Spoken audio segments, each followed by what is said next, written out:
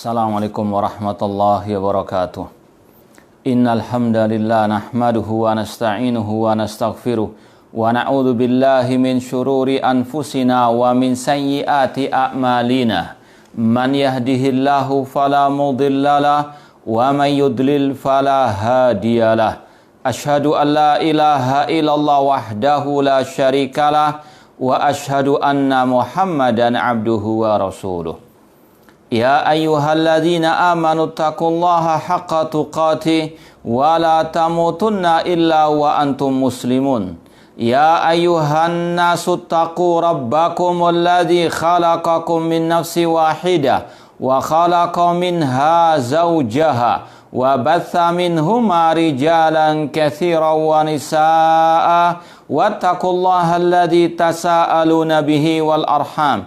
Innallaha kana 'alaikum raqibah. Ya ayyuhalladzina amanu taqullaha wa qulu qawlan sadida yuslih lakum a'malakum wa yaghfir lakum dhunubakum wa may yuti'illaha wa rasulahu faqad faza fawzan 'azima. Amma ba'd, fa inna asaqal hadithi kitabullah wa khairal hadi hadyu Muhammadin sallallahu alaihi wasallam. Wa syarrul umuri muhdatsatuha wa kullu muhdatsatin bid'ah wa kullu bid'atin dhalalah wa kullu dhalalatin finnar. Ma'asal muslimin ikhwani fillah wa akhwati, bapak-bapak, ibu-ibu, saudara-saudari rahimani wa rahmakumullah.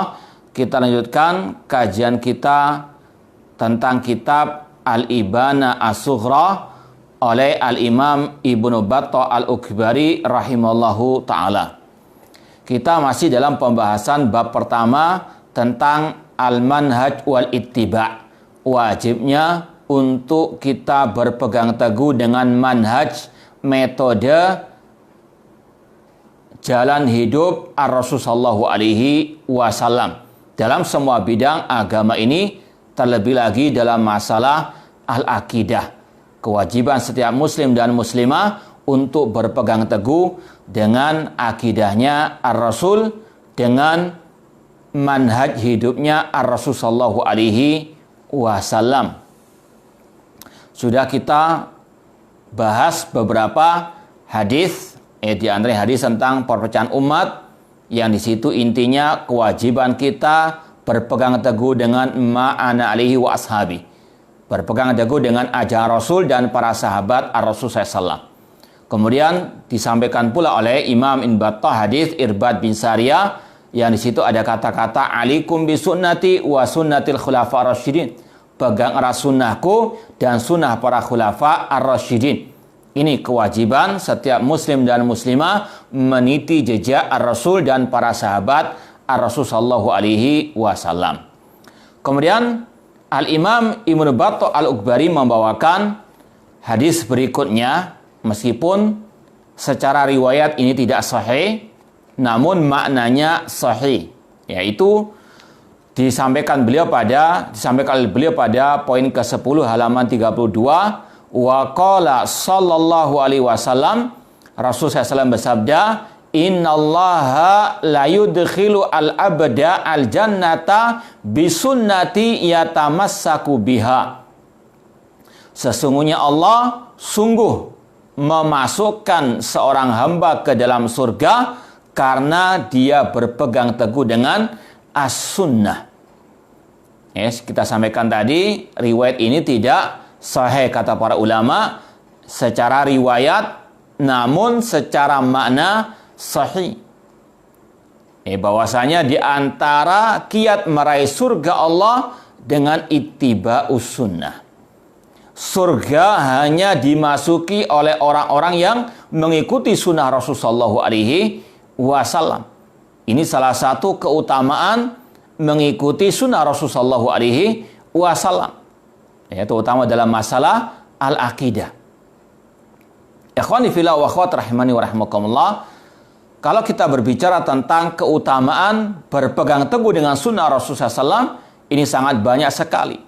Banyak ayat tentang keutamaan orang-orang yang mengikuti sunnah Rasulullah SAW, tentang ittiba'u atau tentang fadail ittiba'i sunnah. keutamaan-keutamaan mengikuti sunnah Rasulullah SAW, ya, terutama dalam masalah al-aqidah. Di antaranya ayat yang semakna dengan hadis tadi, bahwasanya surga akan Allah berikan kepada yang ittiba'us sunnah, yang mentaati Rasulullah SAW. Sekali lagi, keutamaan pertama dan utama mengikuti sunnah Rasulullah SAW, bahwasanya Allah akan memasukkan seorang hamba kalau dia mentaati Rasul, mengikuti sunnah Rasulullah SAW. Seperti yang Allah firmankan dalam surat An-Nisa ayat 13. An-Nisa ayat 13 Allah berfirman, tilka hududullah wa may yuti'illaha wa rasulahu yudkhilhu jannatin tajri min tahtihal anhar dzalikal fawzul azim. Itulah batasan-batasan Allah. Barang siapa yang mentaati Allah dan mentaati Rasul, maka Allah masukkan dia ke dalam surga yang mengalir sungai di bawahnya. Itulah kemenangan yang besar. Surat An-Nisa ayat 13. Dan kata para ulama, ati Rasul yaitu dengan ittiba sunnati.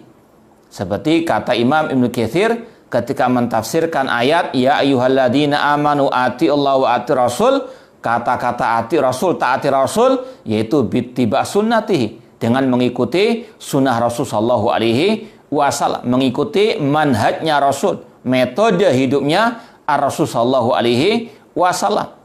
Apa balasan orang yang mengikuti sunnahnya Rasul? Allah mengatakan yudkhilhu jannah, Allah akan memasukkannya ke dalam surga. Ayat ini sekali lagi maknanya seperti dalam hadis tadi, tapi tidak sahih hadis tersebut. Ya, sekali lagi maknanya sahih namun lafadznya tidak sahih. Ya, cukup kita bawakan ayat tadi bahwasanya Allah menjamin surga bagi yang mengikuti, yang ittiba kepada sunnah Rasul sallallahu alaihi wasallam. Dan ini juga senada dengan yang disabdakan Rasul SAW dalam hadis riwayat Bukhari dan Muslim. Ya, dalam hadis Sahih Bukhari Muslim dari sahabat Abu Hurairah radhiyallahu ta'ala anhu, Rasul SAW bersabda, kullu ummati yadkhulunal jannah illa man aba. Setiap umatku pasti masuk surga kecuali yang enggan. Saya ulangi lagi, Rasul mengatakan setiap umatku pasti masuk surga kecuali yang enggan. Qalu wa man ya'ba ya Rasulullah. Para sahabat bertanya, siapa yang enggan masuk surga itu wahai Rasulullah? Maka Rasul menjawab, man ata'ani dakhalal jannah wa man asani faqad aba. Kata Rasul SAW, barang siapa mentaatiku, maka dialah yang masuk surga, dan barang siapa memaksiatiku, dialah yang enggan masuk surga. Hadis riwayat Bukhari dan Muslim. Ini hadis yang semakna dengan hadis yang dhaif tadi. Ya. Bahwasanya surga itu bagi orang-orang yang mengikuti ajaran Rasulullah SAW.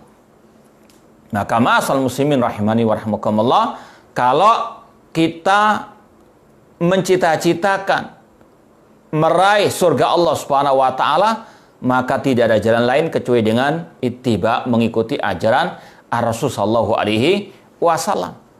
Dan ini tidak akan terwujud kecuali dengan kita mempelajari apa saja sunnah Rasul, terutama dalam masalah akidah. Bagaimana akidahnya Rasul sallallahu alaihi wasallam? Bagaimana akidah beliau tentang sifat-sifat Allah, tauhid asma wa sifat? Bagaimana akidahnya Rasul tentang Al-Quranul Karim? Bagaimana akidahnya Rasul tentang menyikapi pemimpin kaum muslimin? Ini wajib untuk dipelajari. Talabul ilmi faridatun ala kulli muslimin. Belajar ilmu agama wajib bagi setiap muslim. Dan tidak ada ilmu agama kecuali melewati jalannya Rasul sallallahu alaihi wasallam, mengikuti sunnahnya Rasul sallallahu alaihi wasallam. Karena Rasul yang membawa agama Islam dalam kategori baydha naqiyah, yang lurus, yang terang benderang. malamnya seperti siangnya, seperti yang sudah kita sampaikan pada kesempatan yang lalu. Ini yang harus kita amalkan. Bahwasanya ittiba kepada sunnah Rasul harus dengan thalabul ilmi, belajar. Ya. Dan di kitab ini kita akan mempelajari sunnahnya Rasul, akidahnya Ar-Rasul sallallahu alaihi wasallam. Demikian pula tidak akan mungkin kita bisa ittiba kepada sunnah Rasul kecuali dengan kita mengamalkan sunnah Rasul sallallahu alaihi wasallam. Dan sebelum itu semuanya harus ada kecintaan kepada sunnahnya Rasul sallallahu alaihi wasallam. Ya, karena apalah artinya kita belajar sunnah Rasul? Karena apalah artinya kita mengamalkan sunnah Rasul kalau kita tidak mencintai atau ada kebencian dalam hati kita terhadap sunnah Rasul sallallahu alaihi wasallam. Na'udzubillah min dzalik. Ya. Maka para ulama ketika menulis tentang 10 pembatal keislaman, di antaranya menyebutkan man abghada syai'an mimma ja'a Rasul faqad kafara. Barang siapa membenci apa yang diajarkan Rasul, membenci ajaran Rasul dalam hatinya, maka dia kafir. Sebagaimana firman Allah, "Dzalika bi annahum karihu ma anzalallahu fa ahbata a'malahum." Yang demikian itu karena mereka membenci apa yang diajarkan Rasul, maka gugur amal perbuatan mereka. Maka harus ada cinta kepada sunnahnya Rasul sallallahu alaihi wasallam. Ya. Jangan ada kebencian kepada ajaran Rasul sallallahu alaihi wasallam, apalagi tentang at-tauhid, tentang akidah. Naudzubillah min dzalik. Ya. Ketika ada misalnya seorang dai mengajarkan wajibnya kita menghormati pemimpin kaum muslimin berdasarkan sabda Rasul, man akrama sultanallah akramahallah wa man ahana sultanallah ahana Allah. Kalau ada yang membenci ajaran Rasul ini, maka kata para ulama tadi bisa batal keislamannya. Hati-hati. Ya. Jangan sampai apa? Ada kebencian atau sampai memperolok ajaran Rasul sallallahu alaihi wasallam. Ya. Ketika ada dai tadi mengajarkan, menanamkan kecintaan kepada pemimpin kaum muslimin berdasarkan sabda Rasul, kalau dibenci, naudzubillah min dzalik, bisa apa? Batal keislamannya. Naudzubillah min dzalik. Hati-hati. Ya, maka tidak cukup mempelajari sunnah Rasul. Tidak cukup hanya mengamalkan, harus ada kecintaan ya, terhadap sunnahnya Rasul sallallahu alaihi wasallam, dan tidak boleh ada kebencian ataupun sampai memperolok ajaran Rasul sallallahu alaihi wasallam. Ya, dan ittiba kepada Rasul yaitu dengan kita juga menyerukan umat kepada ajaran Rasul SAW, terutama dalam masalah al-aqidah. Ikhwani fillah wa akhwati rahimani wa rahimakumullah, itu keutamaan pertama dan utama mengikuti atau ittiba kepada manhaj jalan hidupnya Rasul sallallahu alaihi wasallam, surga balasannya. Kemudian yang kedua, di antara keutamaan orang yang mengikuti ajaran Rasul SAW, bahwasanya Allah akan mencintainya dan Allah akan mengampuni dosa-dosanya. Jadi ini langsung kalau kita katakan keutamaan yang kedua dan ketiga, mendapatkan kecintaan dari Allah, dan ya ketiga mendapatkan ampunan dari Allah Subhanahu wa taala. Dalilnya surat Ali Imran ayat 31, Allah berfirman, "Qul in kuntum tuhibbunallah fattabi'uni yuhibbukumullah wa yaghfir lakum dzunubakum wallahu ghafurur rahim." Katakan wahai Nabi Muhammad, in kuntum tuhibbunallah, jika kalian wahai kaum muslimin, wahai manusia, mengaku cinta kepada Allah, maka fattabi'uni, ikutilah aku, ikuti Rasul sallallahu alaihi wasallam. Apa keutamaannya? Apa pahalanya? Ya, yuhibbukumullah, Allah akan mencintai kalian, wa yaghfir lakum dzunubakum, dan Allah akan mengampuni dosa-dosa kalian. Ini dua keutamaan sekaligus yang Allah sebutkan dalam surat Ali Imran ayat 31 bagi orang-orang yang ittiba, mengikuti ajaran Rasul sallallahu alaihi wasallam. Fattabi'uni, ikuti aku, kata Rasul sallallahu alaihi wasallam. Dan ayat ini kata para ulama dinamakan dengan ayatul imtihan, ayat ujian untuk mengetes orang-orang yang mengaku cinta kepada Allah. Karena sekedar pengakuan tidak ada artinya. Seperti kalau orang itu mengaku salafi, mengaku ahli sunnah wal jamaah, tapi akidahnya menyelisih akidah Rasul dan para sahabat, menyelisih akidah para salafus saleh, apalah artinya? Ya. Maka kecintaan kita kepada Allah, kecintaan kita kepada Rasul harus dibuktikan dengan ittiba, harus dengan perwujudan al-ittiba, bukan sekedar pengakuan. Ya, karena banyak orang-orang yang mengaku cinta kepada Allah, bahkan bukan hanya orang muslim, orang kafir mengaku cinta kepada Allah. Orang-orang ahli kitab mengatakan nahnu abna'ullah wa ahibba'u, kami adalah anak-anak Allah dan yang dicintai oleh Allah atau yang mencintai Allah. Ya, tapi Allah tidak cinta kepada mereka, bahkan mengekalkan mereka di dalam api neraka. Na'udzubillah min dzalik. Maka bagi setiap yang mengaku cinta kepada Allah atau yang mengaku cinta kepada Rasul harus dibuktikan dengan ittiba, mengikuti ajaran Ar-Rasul sallallahu alaihi wasallam. Seorang penyair Arab berkata, ta'sir rasulah wa anta tudhir hubbahu, hadza muhalun fil qiyasi badi'u. Engkau memaksiati Rasul tapi engkau mengaku cinta kepada Ar-Rasul. Ini tidak connect, ya, tidak bersambung. Kemudian kata penyair tadi, in kana hubbuka shadiqan la ata'tahu, innal muhibba liman yuhibbu muti'u. Jika cintamu kepada Rasul itu betul-betul tulus dalam hatimu, dari lubuk hati yang terdalam, maka engkau akan mentaati Rasul. Ya, mengaku cinta kepada Rasul, tapi menyelisih ajaran Rasul. Apalah artinya? Mengaku cinta Rasul, tapi membuat kebid'ahan dalam urusan agama, tapi menyelisih akidahnya Ar-Rasul SAW. Apalah artinya? Ya, maka kata beliau, atau kata penyair tadi, in kana hubbuka shadiqan la ata'tahu, jika cintamu itu betul-betul jujur dari lubuk hati yang terdalam, engkau akan mentaati, mengikuti ajaran Rasul sallallahu alaihi wasallam. Karena orang yang cinta itu pasti mengikuti, mentaati orang yang dia cintai. Ini adalah kewajiban setiap muslim muslimah untuk terus ittiba kepada Ar-Rasul sallallahu alaihi wasallam, bukan sekedar mengaku cinta, bukan sekedar propaganda, namun harus ada wujud realisasi dalam kehidupan sehari-hari dengan tadi mencintai ajaran Rasul, ya, mencintai Rasul, mencintai ajaran Rasul, tidak membenci ajaran Rasul SAW, kemudian mempelajari ajaran Rasul, mengamalkannya dan menyerukannya kepada kaum muslimin. Ikhwani fillah wa akhwati rahmani wa rahimakumullah. Kemudian kata Allah, balasan keutamaan orang yang ittiba kepada Rasul, yuhibbukumullah. Ini keutamaan yang kedua, Allah akan mencintai mereka.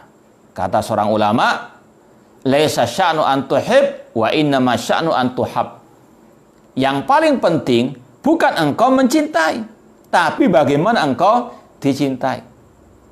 Ya, kalau mencintai itu mudah, tapi bagaimana kita dicintai oleh Allah? Ini yang perlu perjuangan. Dan diantaranya dengan ittiba kepada ajaran Ar-Rasul sallallahu alaihi wasallam. Kemudian balasan yang ketiga, keutamaan yang ketiga bagi yang ittiba kepada ajaran Rasul, mengikuti manhaj Rasul, yaghfir lakum dzunubakum. Allah akan mengampuni dosa-dosa kalian. Ya, semoga Allah Subhanahu wa taala mencintai kita semua dan semoga Allah Subhanahu wa taala mengampuni semua dosa-dosa kita. Ini ya keutamaan yang ada dalam Al-Qur'an bagi yang mengikuti ajaran Rasul sallallahu alaihi wasallam. Allah masukkan ke dalam surganya, Allah mencintainya, Allah mengampuni dosa-dosanya. Kemudian yang keempat, keutamaan orang yang mengikuti ajaran Rasul, yang ittiba kepada manhaj Rasul, Allah akan mengumpulkan mereka dengan para rasul, para syuhada atau siddiqin syuhada dan orang-orang yang saleh. Seperti yang Allah firmankan dalam surat An-Nisa ayat 69, Allah berfirman, "Wa may yuti'illaha war rasulah faulaika ma'alladzina an'amallahu alaihim minan nabiyyin wasiddiqin wasyuhada'i wassalihin wa hasuna ulaika rafiqa. Barang siapa mentaati Allah dan Rasul, barang siapa yang ittiba kepada ajaran Rasul, maka Allah akan kumpulkan mereka bersama orang-orang yang telah Allah beri nikmat atas mereka dari kalangan para nabi, para siddiqin, syuhada dan as-salihin. Semoga Allah mengumpulkan kita dengan mereka di surga kelak. Ini keutamaan yang luar biasa. Orang yang ittiba kepada ajaran Rasul nanti di akhirat akan dikumpulkan bersama para nabiyyin, siddiqin, syuhada dan as-salihin. Kemudian keutamaan yang berikutnya bagi yang mengikuti ittiba kepada ajaran Rasul sallallahu alaihi wasallam, Allah janjikan kemenangan yang besar baginya fi dunya wal akhirah. Ya. Yang ittiba kepada sunnah Rasul akan mendapatkan keberuntungan, kemenangan, kesuksesan fi dunya wal akhirah. Sebagaimana dalam surat Al-Ahzab ayat 71 yang kita baca setiap kali pembukaan pengajian atau yang disilahkan dengan khutbatul hajah, ya ayyuhalladzina amanu taqullaha wa qulu qawlan sadida yuslih lakum a'malakum wa yaghfir lakum dzunubakum. Kemudian kata Allah, wa may yuti'illaha wa rasulah faqad faza fawzan 'azima. Barang siapa yang mentaati Allah dan Rasul, maka dia telah beruntung, dia sukses, dia menang dengan kemenangan yang besar. Dan ini salah satu kiat meraih kejayaan umat. Seperti yang kita sampaikan, bahwasanya umat akan jaya kalau mengikuti ajaran Ar-Rasul sallallahu alaihi wasallam seperti para sahabat dahulu. Para sahabat, mereka telah mengalahkan dua negara adikuasa, Romawi dan Persia. Mereka telah menguasai dunia, mereka jaya mulia. Kenapa? Di antara sebabnya, karena mereka selalu ittiba kepada ajaran Rasul sallallahu alaihi wasallam. Seperti yang sering kita sampaikan dari kisah Abu Bakar As-Siddiq radhiyallahu ta'ala anhu, ketika Rasul meninggal dunia, kemudian Abu Bakar diangkat menjadi khalifah. Orang-orang Arab Badui di sekitar Madinah murtad dan ingin menyerang kota Madinah. Pada waktu itu ada pasukan kaum muslimin yang dikirim oleh Rasul sebelum beliau wafat ke negeri Syam. Kemudian sebagian sahabat memberikan masukan kepada Abu Bakar As-Siddiq. Alangkah baiknya jika pasukan Usama yang dikirim oleh Rasul pada waktu itu dipulangkan untuk menjaga kota Madinah, untuk menjadi benteng dari serangan orang-orang Arab Badui yang murtad. Namun apa kata Abu Bakar As-Siddiq yang betul-betul telah merasuk dalam relung jiwa beliau ittiba kepada Rasulullah sallallahu alaihi wasallam. Kata beliau, "Waladi nafsi biadi, demi Allah yang jiwaku ada di tangannya. Lau jaratil kilab ala arjuli azwaji Rasul sallallahu alaihi wasallam maradatu jaisad arsal Rasul sallam wala halatul iwan aqada Rasul sallallahu alaihi wasallam." Kata Abu Bakar As-Siddiq, demi Allah yang jiwaku ada di tangannya, seandainya anjing-anjing itu mengerumuni kaki-kaki para istri Rasul sallallahu alaihi wasallam, aku tidak akan memulangkan pasukan yang telah dikirim oleh Rasul dan aku tidak akan menurunkan bendera yang telah dikibarkan oleh Rasul sallallahu alaihi wasallam. Betul-betul ittiba kepada ajaran Rasul. Dan apa yang terjadi? Kemenangan yang diperoleh. Pasukan Usama di negeri Syam menang, orang-orang Arab Badui yang murtad kalah sebelum berperang. Ini sekali lagi, wa may yuti'illah wa rasulahu faqad faza fawzan 'azima. Barang siapa mentaati Allah dan Rasul, maka dia akan memperoleh kemenangan yang besar. Maka kaum muslimin rahimani wa rahimakumullah, kalau kita mau meraih kejayaan Islam, harus betul-betul ittiba kepada ajaran Rasul, terutama dalam masalah al-aqidah. Demikian pula dalam masalah metode dakwah. Jangan ngarang metode dakwah meskipun dengan niat untuk menggapai kejayaan umat. Metode dakwah sudah diajarkan Rasulullah SAW, tinggal kita ittiba, mengikuti apa yang telah diajarkan Rasulullah SAW. Kita ingat di perang Uhud, ketika pasukan pemanah yang telah diperintahkan Rasul untuk tetap standby, untuk tetap berdiam diri sampai ada komando dari Rasul SAW, tapi kekhilafan mereka melupakan perintah Rasul, menyelisih ajaran Rasul, mereka pun turun tanpa komando Rasul dari bukit pemanah. Maka apa yang terjadi? Pasukan kaum muslimin dihantam mundur oleh pasukan kaum musyrikin. Satu kemaksiatan meluluh lantahkan pasukan para sahabat Rasulullah SAW, pasukan Rasulullah SAW, hanya gara-gara satu kemaksiatan. Apalagi kalau kaum muslimin menyelisih banyak ajaran Rasulullah SAW, terutama dalam masalah akidah. Bagaimana mungkin akan digapai kejayaan, kemuliaan, kemenangan umat Islam? Maka sekali lagi, kaum muslimin, kalau kita mau meraih kejayaan, meraih kemenangan, kekuasaan di atas muka bumi ini, tidak ada jalan lain kecuali dengan mengikuti ajaran Rasulullah SAW dan tidak menyelisih ajaran beliau. Faqad faza fauzan azimah.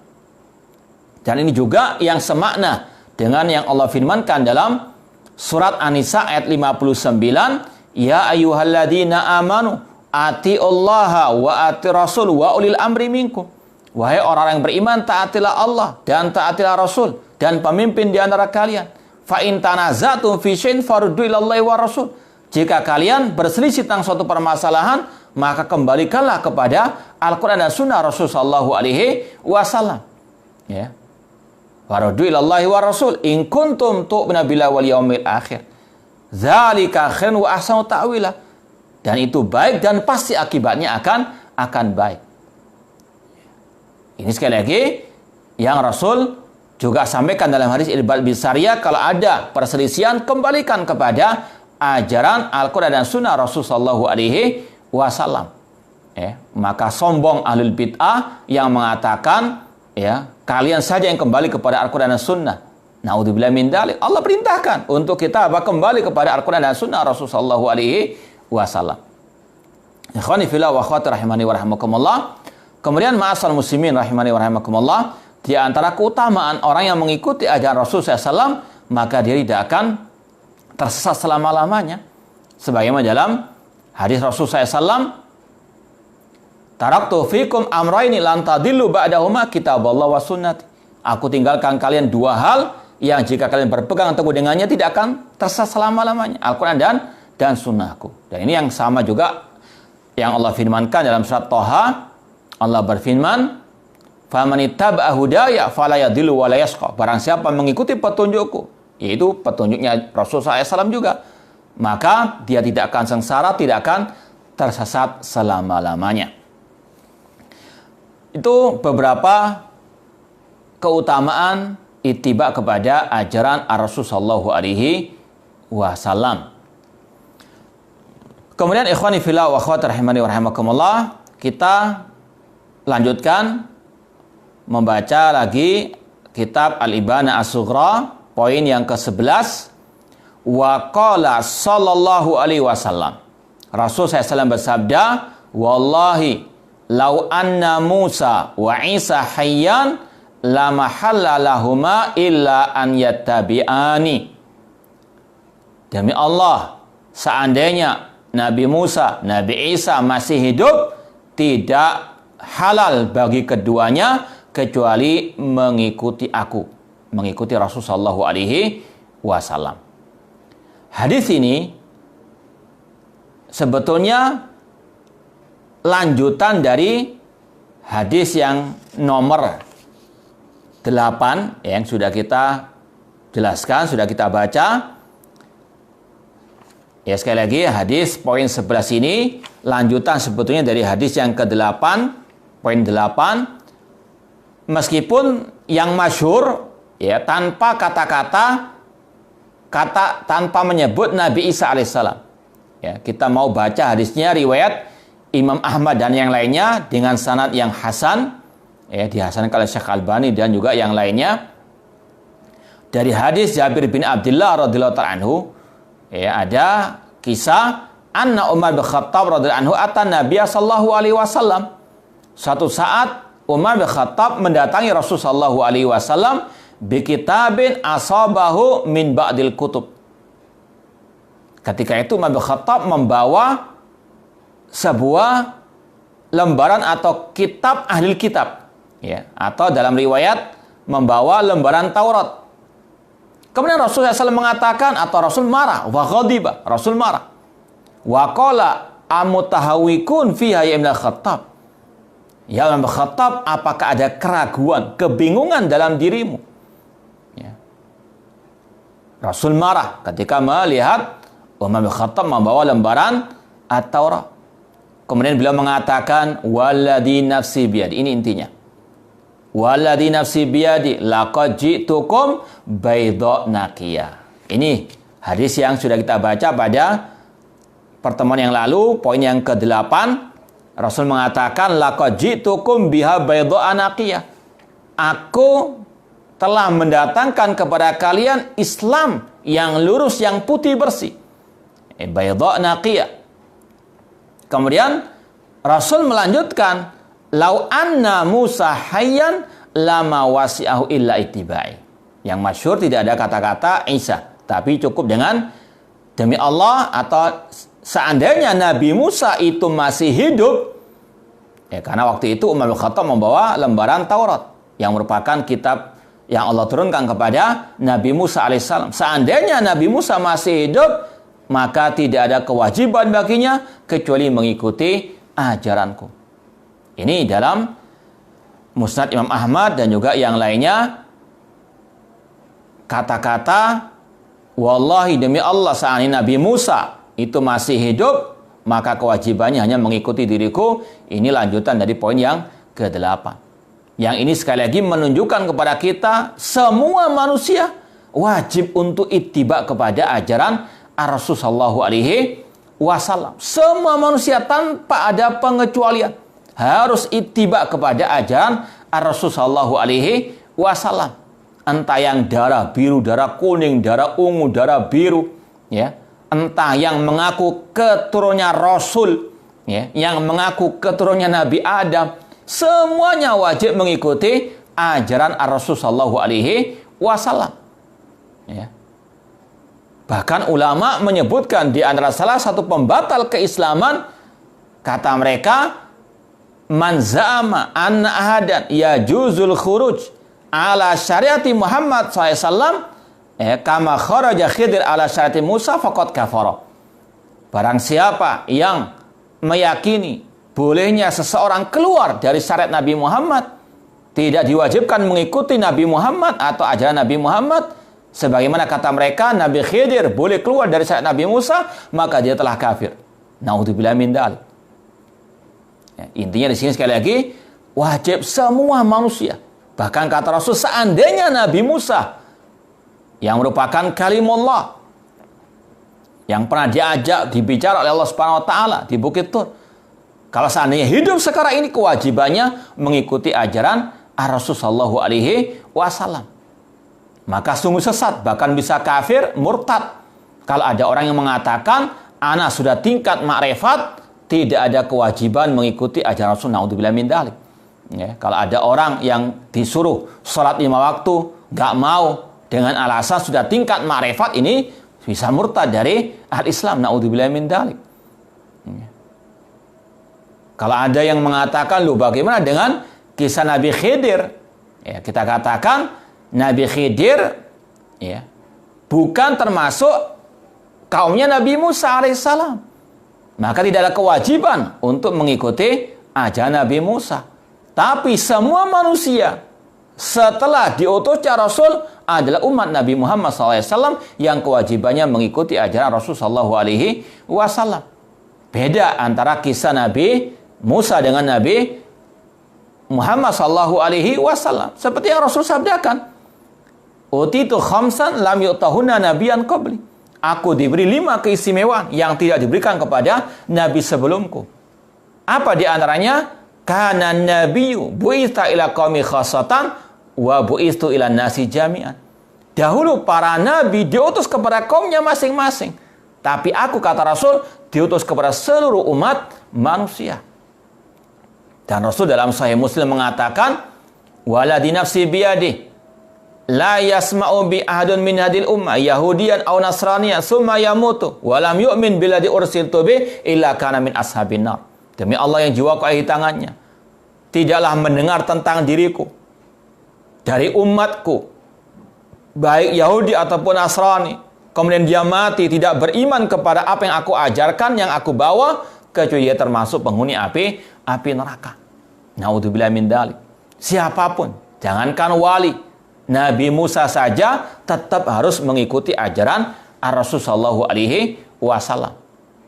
Maka jangan pernah kita mau dibodoh-bodohi oleh para penyesat umat, dai-dai yang menyuruh ke neraka jahanam, yang mengaku-ngaku sudah tingkat tinggi, kemudian tidak mau sholat 5 waktu, tidak mau puasa Ramadan dengan dalih tadi, sudah tingkat ma'rifat atau yang semisal dengannya. Ya, kalau ada wali, dia nggak sholat, kenapa? Karena dia sudah tingkat wali, nggak wajib mengikuti Rasul. Naudzubillah min dzalik. Ya, ini bisa apa? Murtad dari ahli Islam. Ya. Karena semua manusia setelah diutusnya Rasul wajib mengikuti ajaran Rasul. Bahkan jangankan manusia, semua jin wajib mengikuti ajaran Rasul sallallahu alaihi wasallam. Maka ikhwani fillah wa akhwati rahimani rahimakumullah, seandainya Nabi Musa itu masih hidup sekarang, maka kewajibannya mengikuti ajaran Rasul. Maka jangan juga kita percaya dengan kisah ada Nabi Khidir yang hidup sekarang mengajarkan wirid ini dan wirid itu. Ini dusta semuanya. Seandainya Nabi Khidir masih hidup, kewajibannya mengikuti ajaran Rasul, bukan mengajarkan hal-hal yang di luar ajaran Rasul sallallahu alaihi wasallam. Bahkan nanti kata Rasul, Nabi Isa alaihissalam, Nabi Isa kalau nanti turun dari langit, maka beliau hanya menghidupkan kembali ajaran Rasul, menyeru kepada ajaran Rasul, bukan membawa ajaran baru atau ajaran Nasara, tidak. Namun beliau akan menghidupkan lagi ajaran Rasul sallallahu alaihi wasallam. Ya, tapi tahun berapa turunnya Nabi Isa? Wallahu a'lam. Jangan menjadi paranormal, jangan menjadi peramal yang meramal tahun turunnya Nabi Isa, datangnya Imam Mahdi dan sebagainya. Ini kerjaannya dukun atau paranormal meskipun berkedok sebagai dai. Naudzubillah min dzalik. Ikhwani fillah wa akhwati rahimani wa rahimakumullah. Intinya sekali lagi, kewajiban setiap muslim muslimah untuk mengikuti jejak Rasul sallallahu alaihi wasallam dalam semua bidang agama ini, dalam masalah akidah, ibadah, akhlak, dakwah dan seterusnya. Meskipun di sini memang ditekankan karena ini kitab akidah dan ini yang paling utama, ilmu yang paling mulia, ditekankan kewajiban ittiba kepada Rasul terutama dalam masalah al-akidah. Kemudian poin yang ke-12 dikatakan di sini, wa kharaja sallallahu alaihi wasallam wa hum yatanaza'una fil qadar. Pernah suatu saat Rasul keluar dan Rasul mendapati para sahabat beliau berdebat tentang masalah takdir.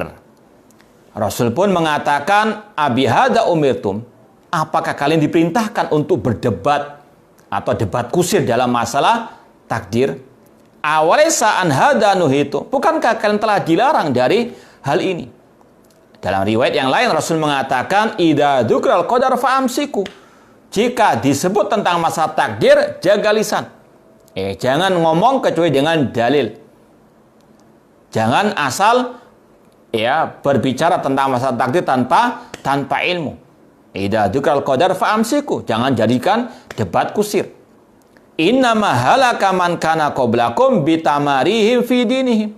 Sesungguhnya kebinasan orang-orang sebelum kalian karena mereka debat kusir dalam urusan agama mereka. Yang inti daripada hadis ini adalah kewajibannya untuk tunduk kepada apa yang telah diajarkan Rasulullah sallallahu alaihi wasallam. Namanya Islam adalah al-istislam. Tunduk patuh, menyerahkan diri. Tidak ngeyel. Tidak keras kepala menentang ajaran Rasulullah sallallahu alaihi wasallam. Seperti yang Allah firmankan dalam surat An-Nisa ayat 65 tentang ciri orang-orang yang beriman. Allah mengatakan sekali-kali mereka tidak beriman atau tidak sempurna iman mereka sampai mereka menjadi engkau wahai Nabi Muhammad sebagai hakim, sebagai pemutus perkara. Ini ciri orang beriman. Ya. Dalam ayat yang terakhir, wa yusallimu taslima, dan mereka tunduk menyerah kepada ajaran Rasulullah SAW, kepada hukum Rasulullah SAW, terutama dalam masalah al-aqidah. Contoh, ketika Rasul mengatakan, ala ta'manuni wa ana aminu man fis sama, tidakkah kalian mempercayai diriku sedangkan diriku kepercayaan zat yang di atas langit? Rasul bertanya, aina Allah, di mana Allah, kepada budak perempuan. Jangan diperdebatkan. Sudah jelas Rasul mengatakan Allah fis sama, Allah di atas langit. Rasul membenarkan jawaban budak perempuan. Jangan ditentang, jangan membantahnya dengan hawa nafsu, dengan kata-kata, dengan rekayasa dan sebagainya. Naudzubillah min dzalik. Ya, apalagi dalilnya kata para ulama, sebagaimana kata Ibnu Qayyim, ada 2000 dalil tentang Allah ada di atas. Allah fil ulu, Allah tinggi dengan zatnya, tinggi dengan kekuasaannya, tinggi dengan kedudukannya. Bukan seperti kata al-bid'ah tinggi kedudukannya, tidak. Allah tinggi dengan 3 ketinggian, tinggi zatnya, tinggi kedudukannya, tinggi kekuasaannya. Wa huwal aliyyu al-azim. Ini sekali lagi bukan hanya masalah takdir, dalam masalah semuanya tidak boleh sunnahnya Rasul ditentang atau diperdebatkan. Naudzubillah min dzalik. Apalagi sudah jelas nasnya. Kemudian Asy-Syaikh atau Imam Ibnu Battah Al-Ukbari rahimahullah juga membawakan riwayat berikutnya yang mirip dengan riwayat yang tadi. Wa kharaja sallallahu alaihi wasallam yauman ala ashabihi wa hum yaqulun. Rasul SAW pernah satu saat menemui para sahabat beliau sedangkan mereka sedang berdebat. Ya, sebagian mereka mengatakan alam yakulillahu kada wa kada. Bukankah Allah berfirman demikian? Ya ruddu ba'dhum ala ba'din. Mereka saling membawakan ayat untuk saling membantah. Naudzubillah min dzalik. Ya, ini sekali lagi yang Rasul larang. Ya, seperti ketika Allah mengatakan Ar-Rahman 'alal arsy istawa. Allah tinggi di atas arsy, jangan didebat. Ya. Dipakai ayat untuk membantah ayat tersebut. Naudzubillah min dzalik. Tidak mungkin ada pertentangan dalam ayat.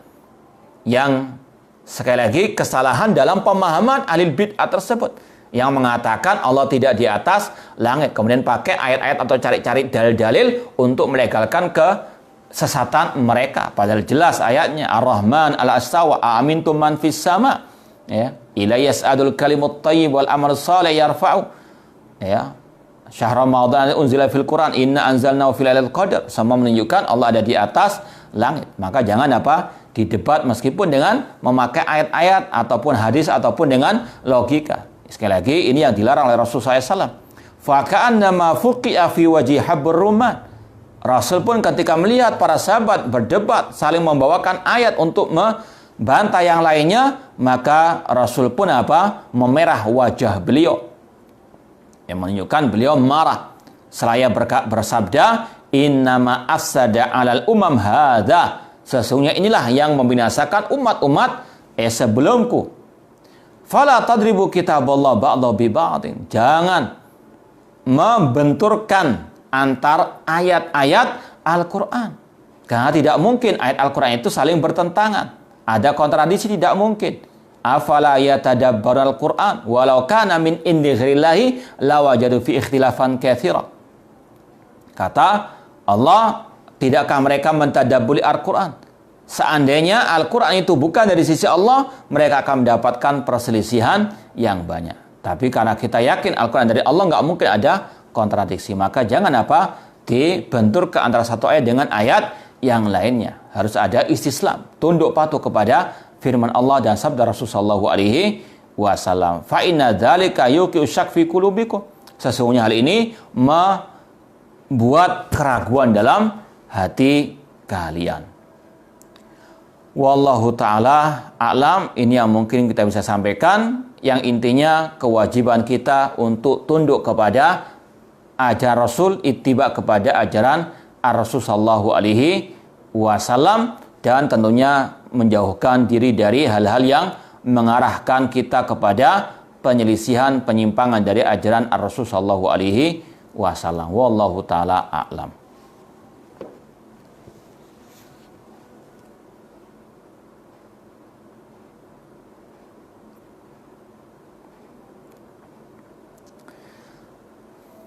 Ada pertanyaan, apabila tidak puasa dikarenakan sedang menyusui, apakah mengqadha atau membayar fidyah? Yang kuat pendapat ulama adalah yang mencukupkan dengan membayar fidyah saja. Bagi perempuan yang sedang hamil atau menyusui ketika bulan suci Ramadan, tidak diwajibkan puasa Ramadan, cukup dia membayar fidyah sebagaimana dalam athar Abdullah bin Abbas radhiyallahu taala anhuma, ketika beliau melihat seorang perempuan yang tidak yang sedang hamil atau menyusui, kata beliau, alaiki al jaza wa laysa alaikil qadha, cukup bagimu untuk membayar fidyah, tidak perlu untuk mengqadha, kata Abdullah bin Abbas radhiyallahu taala anhuma. Setiap hari mungkin teknisnya lebih mudah, beli satu bungkus atau membuat satu bungkus makanan yang matang diberikan kepada orang fakir, atau sebagaimana riwayat Anas bin Malik mengumpulkan 30 orang fakir miskin langsung diberi makan. Ini cara membayar fidyah, wallahu taala alam. Saya pulang ke kampung istri karena hamil agak besar dalam rangka pertimbangan. Hanya kali ini bisa ke sana luar pulau dan qadarullah kami dari zona merah ke zona hijau yang belum ada kasus positif corona di situ. Apakah salat berjamaah di masjid sana termasuk menyelisih fatwa dan syariat, dan apakah itu termasuk lari dari wabah? Wallahu ta'ala alam. Mungkin lebih baiknya sebagaimana himbauan pemerintah untuk Anda melakukan istilahnya isolasi sendiri, daripada Anda datang tapi mendatangkan madarat karena Anda nggak tahu apakah Anda membawa virus ataukah tidak. Ini wallahu alam, daripada memadaratkan orang lain. Jangan bicara dulu masalah salat berjamaahnya. Yang pertama itu masalah isolasi mandiri dulu, itu yang paling penting. Yang kedua, dari konsekuensi isolasi mandiri, maka tidak ada kewajiban salat berjamaah. Apalagi meskipun kelihatannya zona hijau, itu bukan berarti tidak ada. Mungkin sudah ada namun tidak terdeteksi. Maka harus kita hati-hati. Niat kita baik tapi harus dengan cara yang baik pula. Wallahu ta'ala a'lam. Kalau ada da'i yang sering misalnya kumpul-kumpul dengan ahli bidah, mutamarnya, tabligh akbar dengan ahli bidah dan sebagainya, sebagaimana kata orang Arab, at-tuyur bi asbahiha taqa, bahwasanya burung itu akan bertengger dengan orang yang sejenisnya. Dan memang mungkin da'i itu seperti itu, meskipun casingnya casing salafi, maka wajib untuk berhati-hati. Ini karena sudah azan, saya rasa cukup sekian, kurang lebihnya mohon maaf. Wa jazakumullahu khairan katsiran. Aqulu qouli hadza wa akhiru da'wana anil hamdulillahi rabbil alamin. Wassalamualaikum warahmatullahi wabarakatuh.